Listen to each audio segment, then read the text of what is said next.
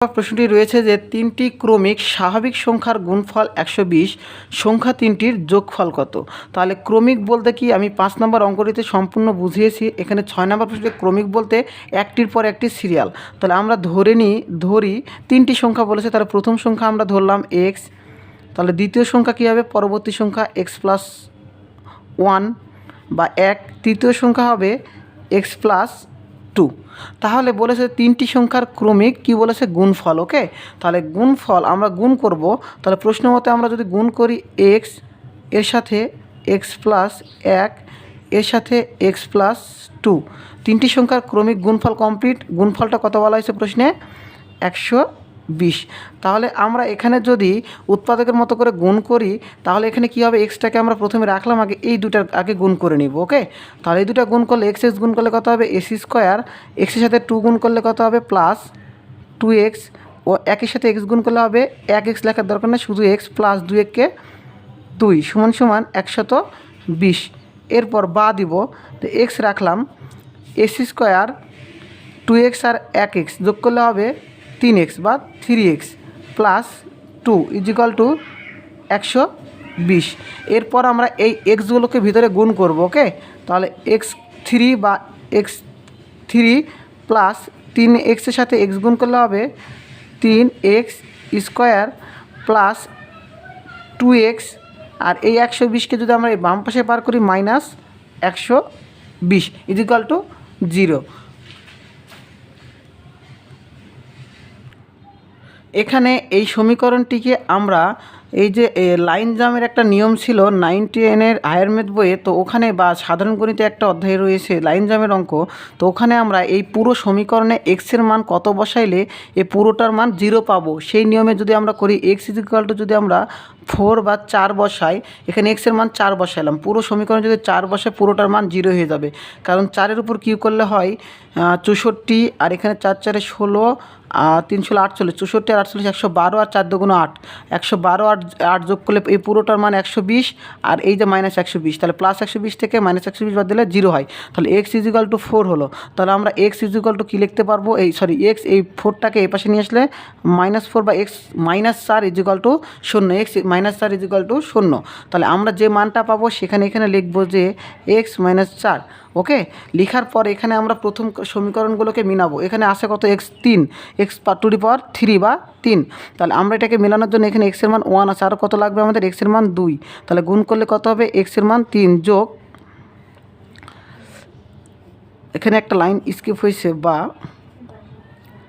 তাহলে এখানে এক্স -4 আর এখানে হলো এক্স স্কোয়ার, তাহলে এটা কত হবে, এক্স টু দি পাওয়ার 3, তারপরে মাইনাস এখানে 4 আর 4 আছে না, 4x স্কোয়ার, 4x স্কোয়ার। এরপর আবার আমরা কি লিখবো, এক্স -4।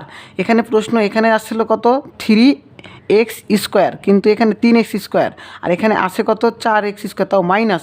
সেজন্য আমরা কি করতে পারি, এটাকে যদি আমরা 4 3 7, যদি আমরা এটাকে হচ্ছে প্লাস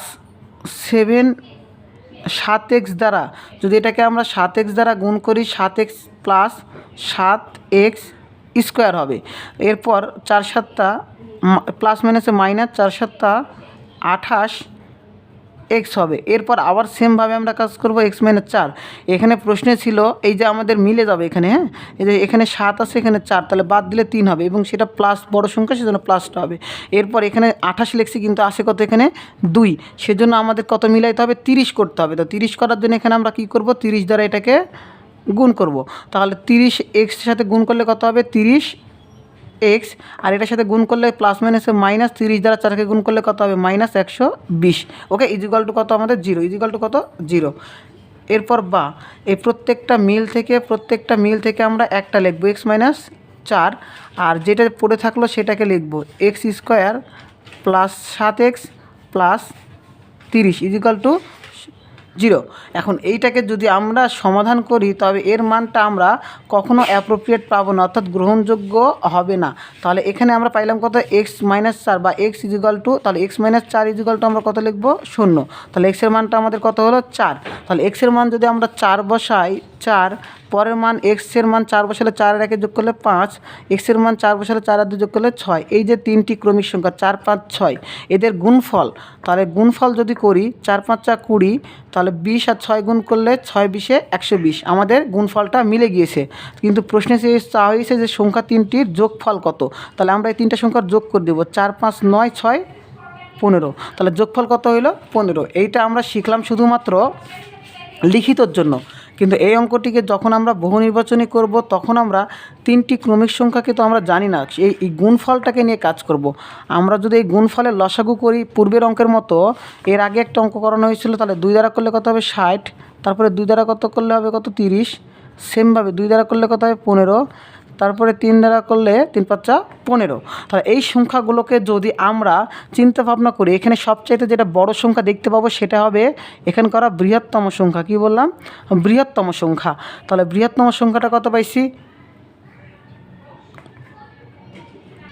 এই বৃহত্তম সংখ্যাকে আমরা একটি সংখ্যা কল্পনা করলাম, যে কোনো একটি, ওকে, যে কোনো একটি সংখ্যা কল্পনা করলাম। আর এখন এই সংখ্যাগুলোকে ভাগ ভাগ করে আমরা সিরিয়ালের নিয়ম অনুসারে করব। 2 দুগুণে কত হয় 4, আর এখানে 3 দুগুণে কত হয় 6। তাহলে এই যে একটা সংখ্যা, প্রথম সংখ্যা পাইলাম কত 4, দ্বিতীয় সংখ্যা পাইলাম কত 5, আর তৃতীয় সংখ্যা কত পাইলাম, তৃতীয় সংখ্যাটা পাইলাম 6। এই ছিল 4, 5, 6, 4, 5, 6, তাহলে 4, 5, 9, 6, 15, এই যে আমাদের 15। এটাকে আমরা এমসিকিউর মধ্যে মনে রাখবো, আর এটাকে আমরা লিখিতের জন্য